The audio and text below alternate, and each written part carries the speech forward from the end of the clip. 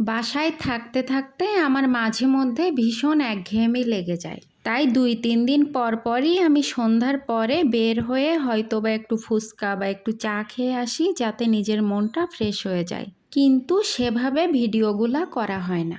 এদিনও বের হয়েছিলাম হালকা কিছু শপিং করার জন্য। আর এই যে আমি রিক্সাতে উঠে কি সুন্দর ভাব নিয়ে নিচ্ছি। অনেক দিন পর একটু সাজুগুজু করছিলাম, তাই বারবার শুধু ক্যামেরা ধরে নিজেকে দেখছিলাম। আমার সাজুগুজু করতে খুব ভালো লাগে, তাই সময় সুযোগ পেলে সব সময় নিজের মনের মতো করে নিজেকে সাজিয়ে নেই।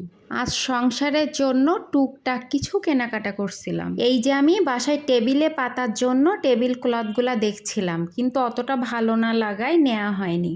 কারণ আমি যখন জিনিস কিনি খুব দেখে শুনে কিনি, যদি পছন্দ না হয় সে জিনিস কিনে ঘর বোঝাই করি না। আর বাহিরে বের হয়েছি ফুচকা খাবো না সেটা তো হয় না, আগে ফুচকা খাবো তারপরে শপিং করব।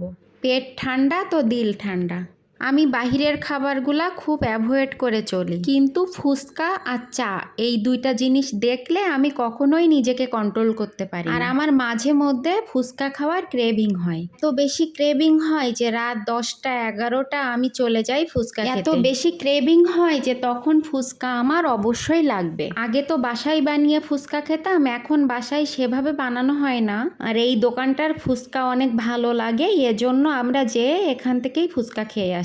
এবং এই দোকানটা বাসা থেকে খুব বেশি দূরে না হওয়ায় ফুচকা খেতে ইচ্ছা হলে চলে যেতে পারি। হাঁটতে হাঁটতে যেয়ে ফুচকা খেয়ে আবার হাঁটতে হাঁটতে চলে আসি। মনটাও রিফ্রেশ হয়ে যায় আর ফুচকা খাওয়ার শখটাও পূরণ হয়ে যায়।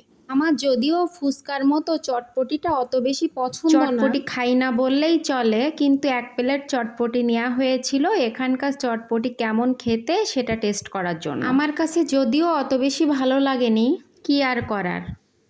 এরপরে হঠাৎ করে বৃষ্টি চলে আসে, তাই আমরা কিছুক্ষণ রাস্তার সাইডে একটা দোকানে দাঁড়িয়েছিলাম। বৃষ্টিটা কমে গেলেই আমরা বাসার জন্য টুকটাক কিছু জিনিস কেনার জন্য চলে গিয়েছিলাম। বাসার কিচেনের র্যাকটা অনেক ছোট হয়ে গিয়েছে, থালা বাসনগুলা ঠিক মতো ধরে না, তাই আরএফএলের এই র্যাকটা নিয়ে নিয়েছিলাম, যাতে থালা বাসনগুলা ভালো মতো রাখা যায়। বাসায় 2টা বেডরুমে এবং ডাইনিং রুমের জন্য ফ্যান আছে, কিন্তু ড্রয়িং রুমের জন্য একটা ফ্যান নেওয়া দরকার বলে একটা ফ্যান নিয়ে নিচ্ছিলাম। যদিও বেডরুমে এসি আছে, তারপরেও ফ্যানটা লাগে, কারণ খুব বেশি গরম ছাড়া এসি ব্যবহার করতে আমার ভালো লাগে না। যেহেতু আমার মাইগ্রেনের সমস্যা আছে, তাই খুব বেশি গরম বা খুব বেশি ঠান্ডা আমার সহ্য হয় না। খুব বেশি গরম না পড়লে এসি ছাড়লে ঠান্ডা লেগে যায়। অতিরিক্ত গরমে এসি ছাড়া মাইগ্রেনের ব্যথা বেড়ে যায়, উভয় সংকট। আর এরপরে জেন্টেল পার্কে চলে গিয়েছিলাম হালকা কিছু কেনাকাটা করার জন্য। এখান থেকে একটা পাঞ্জাবি এবং একটা প্যান্ট নেওয়া হয়েছিল। তারপর চলে গিয়েছিলাম চা খাওয়ার জন্য। এখানে আমার একটা লেখা ভীষণভাবে ভালো লেগেছে। দোকানে এমন লেখা কেউ দেখেছে?